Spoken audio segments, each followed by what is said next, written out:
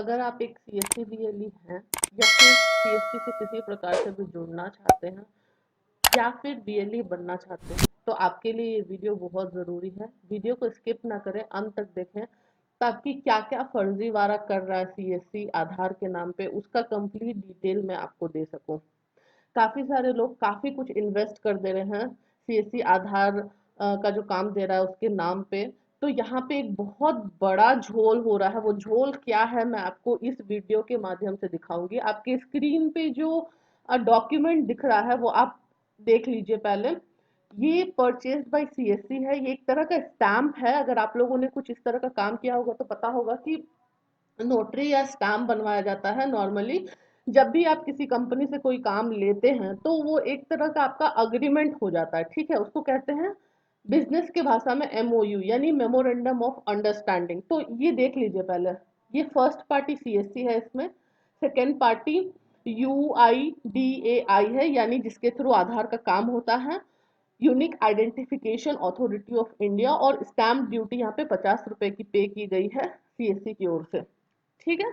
अब मैं आपको इसमें आगे लिए चलती हूँ इसी वीडियो में और आप देख सकेंगे कि यहाँ पे त्यागी सर का नाम भी लिखा गया है और ये त्यागी सर का साइन है और यहाँ पे ये सीएससी का स्टैंप लगा हुआ है। आगे मैं आपको प्रूफ दे देती हूँ इसका ताकि कुछ लोग ऐसा ना कहें कि मैं कुछ भी बोल रही हूँ। बहुत सारे लोगों को मुझसे बहुत सारी प्रॉब्लम होनी शुरू हो गई है क्योंकि मैं सच्चाई को एक्सपोज कर रही हूँ, सच बता दे रही हूँ इसलिए। तो मैं जो भी बात करूंगी प्रूफ के साथ करूंगी। यहाँ पे देखिए फॉर यूआईडीआई यहाँ पे नाम लिखा गया है किमजन जी का। और यहाँ पे for CSC doctor Dinesh Tyagi, Tyagi sir का नाम लिखा गया है, फोन नंबर दिया गया है। तो ये हो गई डॉक्यूमेंट। अब आपने देखा कि एमओयू साइन किया गया है सीएससी और यूआईडीआई के बीच में। अब मैं आपको एक नेक्स्ट डॉक्यूमेंट दिखाती हूँ। यहाँ पे मैंने एक स्क्रीनशॉट दिखाई है आपको स्क्रीन पे। ये स्क्रीनशॉट त्यागी सर के ट्विटर हैंडल से ही मैंने लिया है, देख सकते हैं आप। दिनेश त्यागी रीट्वीटेड 12 अगस्त का रीट्वीट है ये। यहाँ पे MOU signed between CSC e governance and VLE for IOCL distribution in district Patna. तो जैसा कि आप सबको पता है कि अभी जो है गैस सिलेंडर डिस्ट्रीब्यूशन का काम भी सीएससी ने दिया है बहुत सारे वीएलई भाइयों को। तो इसमें एमओयू साइन किया है सीएससी ने। क्यों साइन किया और आधार में क्यों साइन नहीं कर रहे हैं ये समझने वाली बात है और मैं आपको ये समझाऊंगी भी वीडियो में आगे।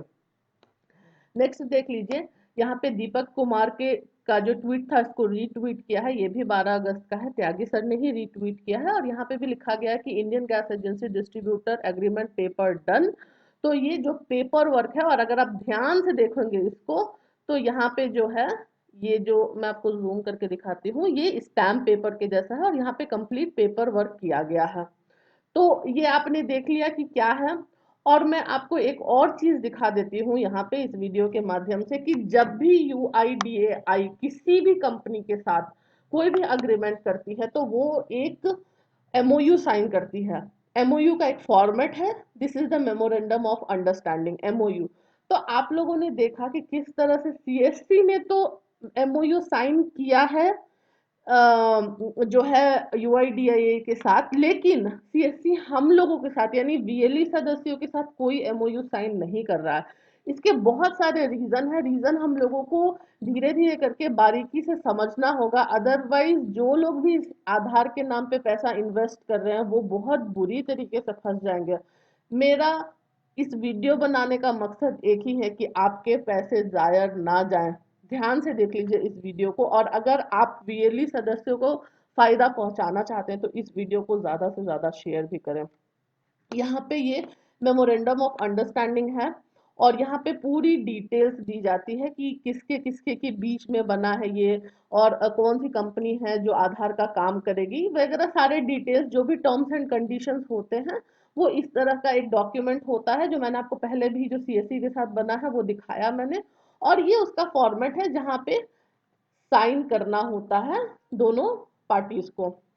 अब मैं एग्जाम्पल के लिए आपको दिखा देती हूँ यहाँ पे कि यहाँ पे दिखाती हूँ मैं आपको ड्राफ्ट जैसे कि अरुणाचल प्रदेश है। तो अरुणाचल प्रदेश का ये एक फॉर्मेट है जहाँ पे memorandum of understanding with government of Arunachal Pradesh, ताकि वहां पे ये काम शुरू कराया जा सके। ये 2010 का डॉक्यूमेंट है। ठीक है, तो आपको ये चीज तो क्लियर हो गई होगी यहाँ पे कि एमओयू साइन होता है और एमओयू किस तरह से साइन होता है, और सीएससी ने भी साइन किया है यूआईडीएआई के साथ। हालांकि जो मैंने डॉक्यूमेंट दिखा है ये काफी पुराने डॉक्यूमेंट्स भी हैं, लेकिन इसका बेसिक फंडा हमेशा से सेम होता है कि जब भी आप कोई किसी कंपनी के साथ काम करते हैं तो एमओयू साइन करना जरूरी होता है।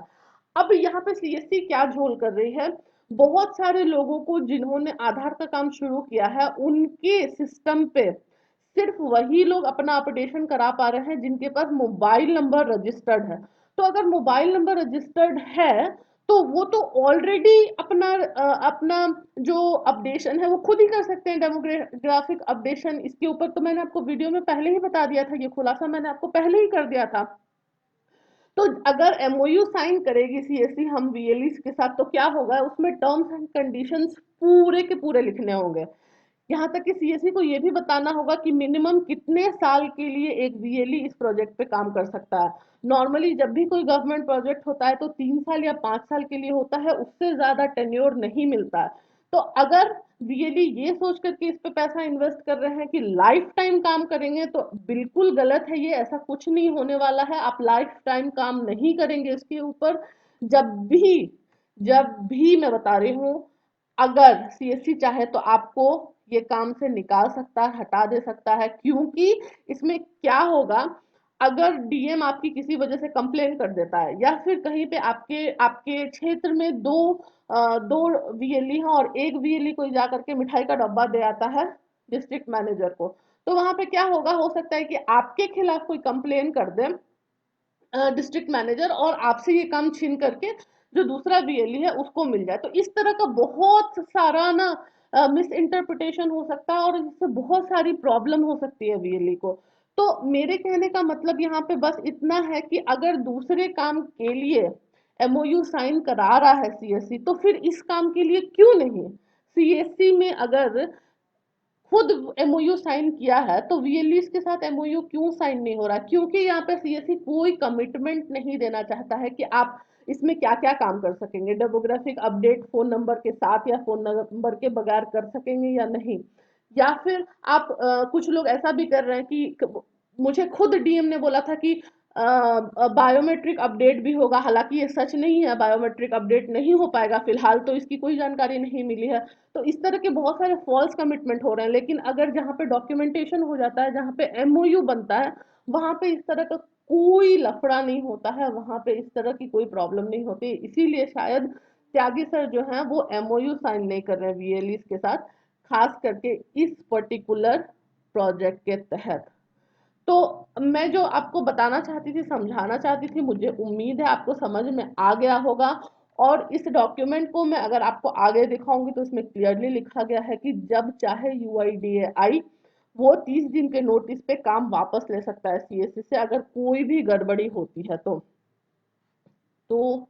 आप समझ चुके होंगे कि अगर आप इसमें पैसा इन्वेस्ट कर रहे हैं तो आप कितनी बड़ी गलती कर रहे हैं और आपके साथ क्या क्या प्रॉब्लम हो सकता है। फिर भी अगर आपको कोई क्वेरी है, कोई सजेशन है, तो प्लीज नीचे कमेंट करके आप मुझे पूछें, मैं कोशिश करूंगी कि इमीडिएटली आपको जवाब दूं।